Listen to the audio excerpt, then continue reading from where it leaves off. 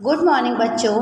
आज हम आपके चैप्टर नंबर 3 का सेकंड वीडियो बनाऊंगी, जिसमें भारत के संविधान की मुख्य विशेषताओं के बारे में आपको डिटेल में समझाया जाएगा। जिसमें हम सबसे पहले आपको बताएंगे शाही शासन पद्धति। लोकशाही शासन पद्धति क्या होती है? बेटा, लोकशाही मतलब लोकतंत्र से जो रिलेटेड होता है, मतलब जहाँ पर लोगों द्वारा चलाया गया शासन होता है। हमारे द्वारा चुने गए जो व्यक्ति होते हैं वही जो है शासन पद्धति चलाते हैं। चलो हम इसके बारे में आपको बताते हैं। भारत ने लोकशाही शासन पद्धति को स्वीकार किया है। हमारे देश में प्रति 5 वर्ष में सामान्य चुनाव होता है, मतलब हर 5 साल बाद जो है एक नॉर्मल जो है सामान्य चुनाव जो है वो होता है। इसमें 18 वर्ष या उससे अधिक उम्र वाले नागरिक जो है वो मतदान देते हैं। चुनाव के बिना लोकशाही की कल्पना भी नहीं की जा सकती। बेटा, अगर लोकशाही शासन पद्धति चाहिए तो इसमें आपको क्या करना पड़ेगा? इसमें मतदान जो है ज़रूरी है। तो मतदान में शामिल होने के लिए आपकी उम्र कम से कम जो है वो 18 वर्ष या उससे अधिक जो होना ज़रूरी होती है। अपने प्रतिनिधियों के चुनाव में देश के सभी लोगों की भूमिका होती है। जो हमारे प्रतिनिधि होती है वो हमारे द्वारा चुने जाते हैं, तो उनकी भूमिका बेटा जो होती है वो बहुत ही सक्रिय होती है। देश का कोई भी नागरिक चुनाव लड़ सकता है, भले ही वह किसी धर्म का हो, जाति का हो, वर्ग का हो, स्त्री हो या पुरुष हो, क्यों ना हो। उसको चुने हुए सदस्य जो है 5 वर्ष तक प्रतिनिधित्व करते हैं। मतलब क्या है, कोई भी हो, किसी भी जाति का हो, चाहे वो अमीर हो, चाहे वो गरीब हो, चाहे वो कोई किसान हो, चाहे वो स्त्री वर्ग का हो, चाहे वो पुरुष वर्ग का हो, वो जो है प्रतिनिधि बन सकता है और वह 5 वर्ष तक अपना कार्य जो है वो अच्छी तरह से सुचारू रूप से चला सकता है।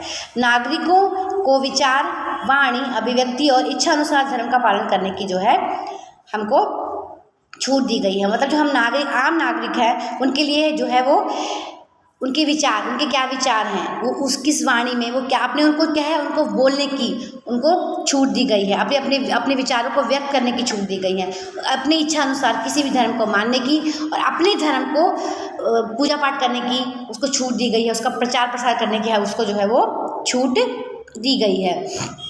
भारत एक गैर सांप्रदायिक जो है वो गणराज्य है। क्या है? एक गैर सांप्रदायिक गणराज्य है, जिसमें जो है भारत एक गैर सांप्रदायिक धर्मनिरपेक्ष गणराज्य है, जिसमें जो है गैर सांप्रदायिक अर्थात देश का शासन किसी संप्रदाय या धर्म का मान्यता के आधार पर ना चलना, संप्रदाय के आधार पर या एक दूसरे के बीच भेदभाव या पक्षपात किया जा सके। मतलब क्या है गैर सांप्रदायिक? मतलब हमारे देश में क्या है कि हमारा देश जो है, हमारा जो संविधान है वो कैसा है, वो किसी भी संप्रदाय को नहीं मानता है। वो क्या है? धर्मनिरपेक्ष है। तो क्या है? धर्मनिरपेक्ष देश होता है। गैर संप्रदाय अर्थात देश शासन किसी संप्रदाय धर्म को नहीं मानता है। वह केवल एक ही है, उसका कार्य क्या है? वो जो लोग हैं वो भारत के हैं, जो भी कार्य करना है वो हमें अपने देश के हित के लिए करना है। किसी पर्टिकुलर संप्रदाय को हमारा संविधान जो है नहीं मानता है। संप्रदाय के आधार पर एक या दूसरे नागरिक के बीच जो है भेदभाव या पक्षपात नहीं किया जा सकता। सभी नागरिकों को समान माना जाता है, चाहे वो हिंदू हो, चाहे मुस्लिम हो, चाहे सिख हो, चाहे ईसाई हो। कोई पक्षपात या भेदभाव जो है वो किसी के साथ नहीं किया जाता है। प्रत्येक नागरिक को अपने धर्म का पालन करने की छूट दी गई है, मान्यता रखने की और उसका प्रचार करने की स्वतंत्रता है। मतलब क्या है, अगर आप हिंदू हो तो हिंदू धर्म को मानो, हिंदू का प्रचार प्रसार करो। आप मुसलमान हो, मुसलमान के धर्म को मानो, उसका प्रचार प्रसार करो। मस्जिद जाओ। हमारा देश जो है, हमारा संविधान जो है वो किसी चीज़ के लिए बाध्य नहीं करता है। गणतंत्र अर्थात लोगों के पास प्रत्यक्ष रूप या परोक्ष रूप से सत्ता प्राप्त करने वाली सरकार। मतलब हमारे द्वारा चुने गए व्यक्ति ही बेटा जो है जनप्रतिनिधि के रूप में सामने आते हैं। मतलब चाहे प्रत्यक्ष रूप से कहें, चाहे परोक्ष या अप्रत्यक्ष रूप से कहें, हमारा द्वारा चुने गए प्रतिनिधि जो है वो शासन चलाते हैं। हमने गणतंत्रात्मक लोकशाही को स्वीकार किया, मतलब लोगों द्वारा चलाए गए शासन को स्वीकार किया था। अर्थात हमारे द्वारा राज्य व्यवस्था विशिष्ट अधिकार रखने वाले किसी वर्ग के हाथ में नहीं दी। मतलब हमने किसी वर्ग के हाथ में नहीं। पहले क्या होता था, कोई राजा होता था या कोई मेन अधिकारी होता था, वो अपने अंडर जो है सभी को चलाता था। परंतु क्या अब हमारे द्वारा जो चुने गए व्यक्ति होते हैं, उन चाहे वो अमीर हो, अगर एक अमीर जो है प्रतिनिधित्व करता है, हमको पसंद नहीं है तो हम उसको क्या है वोट नहीं देंगे। एक गरीब है, वो अच्छा कार्य कर रहा है तो क्या है उसको हम अपना कार्य करने के लिए अग्रसर आगे लेकर के जाएंगे। तो क्या है कि हमारे देश में जो है कोई भी व्यक्ति जो है राज्य व्यवस्था को अपने अंडर नहीं ले सकता, हमारे द्वारा चुने गए व्यक्ति ही प्रतिनिधित्व करते हैं, किसी वर्ग के हाथ में नहीं है। परंतु राज्य तंत्र में सभी धर्म, पद, जाति, स्त्री पुरुष के किसी भी भेदभाव के बिना किसी भी नागरिक के लिए होता है। अब हम बात करेंगे केंद्र सरकार की। इसमें बेटा क्या है, केंद्र सरकार जो होती है सबसे पहले कौन आता है केंद्र सरकार में? राष्ट्रपति। कौन आता है सबसे पहले? हमारे केंद्र सरकार में सबसे पहले आते हैं राष्ट्रपति। राष्ट्रपति के अंदर जो है बेटा 3 जो उसमें गए हैं, एक होता है विधायिका, कार्यपालिका और न्यायतंत्र। बेटा विधायिका क्या करती है? विधायिका जो है वो कानून बनाती है, कार्यपालिका उसे लागू करती है और न्यायतंत्र जो है कानून ना मानने वालों को क्या करता है? वो कानून ना मानने वालों को दंड देता है। तो क्या है हमारे संसद में जो है केंद्र सरकार जो है वो हमें 3 भाग हमारे सरकार के 3 अंग दे रखे हैं। तो उसमें क्या है सबसे ऊपर राष्ट्रपति आते हैं, दूसरे नंबर पे विधायिका, कार्यपालिका और न्यायतंत्र को लिया जाता है। बेटा संसद के नीचे कौन आते हैं? संसद के नीचे आते हैं लोकसभा और राज्यसभा, और कार्यकारिणी मतलब कार्यपालिका में प्रधानमंत्री और मंत्रिमंडल होते हैं और न्यायतंत्र में सर्वोच्च न्यायालय होता है। ठीक है, अब हम बात करेंगे राज्य सरकार की। राज्य सरकार क्या होती है? राज्य सरकार के अंदर कौन आता है? राज्य सरकार मतलब हर स्टेट में एक राज्य सरकार होती है, उसमें सबसे पहले कौन आता है? राज्य सरकार। राज्य सरकार में क्या आता है? राज्यपाल आता है। राज्यपाल को भी 3 है, देखो उसमें क्या है विधायिका, कार्यपालिका और न्यायतंत्र।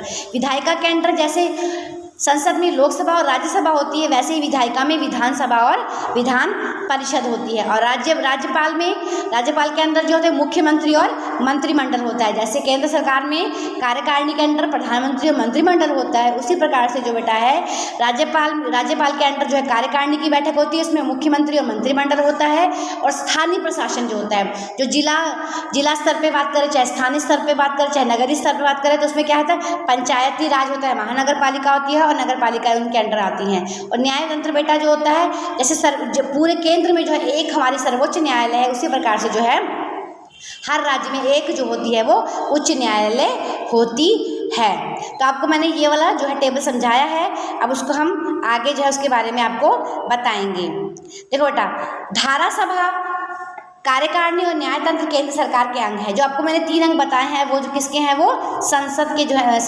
3 अंग होते हैं। कौन से? धारा सभा, कार्यकारिणी और न्यायतंत्र होते हैं। और संसद कानून बनाने का काम करती है। मंत्रिमंडल इन कानूनों को अमल करवाने मतलब उसको समझाने में उसको किस प्रकार से किया जाए उसको बताती है। और न्यायतंत्र क्या करती है? कानून ना मानने वालों को सजा देती है। और क्या है कानून में अगर कुछ अर्थघटन करना है, कुछ बदलाव करना है, तो उसका भी कार्य कौन करता है? वो न्यायतंत्र ही करती है। अब हम बात करेंगे संघ राज्य की। संघ राज्य, भारत एक संघ राज्य है, यानी कि घटकों राज्यों का संघ, जिसमें कानून बनाना केंद्र का विषय है। कानून बनाना किसका विषय है? केंद्र का विषय है। राज्य का विषय क्या है? संयुक्त विषय निश्चित करता है। देश की संसद संघ सूची के विषय में पर जो कानून बनाती है वह पूरे देश को जो है लागू करना होता है। जो भी संघ राज्य, जो भी केंद्र सरकार, जो भी संघ राज्य जो है संघ सरकार जो कानून बनाती है पूरे देश को जो बेटा वो मान्य होता है। अब हम बात करेंगे मूलभूत अधिकारों की। बेटा मूलभूत अधिकार क्या होते हैं? संविधान में जो है हमें कुछ मूलभूत अधिकार, कुछ मौलिक अधिकार दिए गए हैं, जिसको हम फंडामेंटल राइट्स के नाम से जानते हैं। ये अधिकार जो है हमें कानूनी रूप से मान्य होते हैं। संविधान के मूलभूत अधिकारों और स्वतंत्रता का समावेश किया जाता है। उनको विशेष रूप से संवैधानिक उपचारों का अधिकार दिया गया, जिसमें डॉक्टर बाबा साहब अम्बेडकर ने भारतीय संविधान में के अंतरात्मा कहा है। मौलिक अधिकार को बाबा भीमराव अम्बेडकर ने क्या बोला है? वह उनकी अंतरात्मा है, उनके बिना जो है संविधान जो है संभव नहीं है। संविधान राज्य और अन्य व्यक्ति को अधिकार देता है। संविधान जो है वो राज्यों और जो व्यक्तियों को देता है, क्या देता है? अधिकार देता है। बहुत सारे अधिकार जो है वो हमको जो है बेटा मिले हुए हैं। तो ये चैप्टर हमारा आज ही ख़त्म होता है। इस वीडियो को आप ध्यान से सुनेंगे, देखेंगे और समझेंगे। Thank you.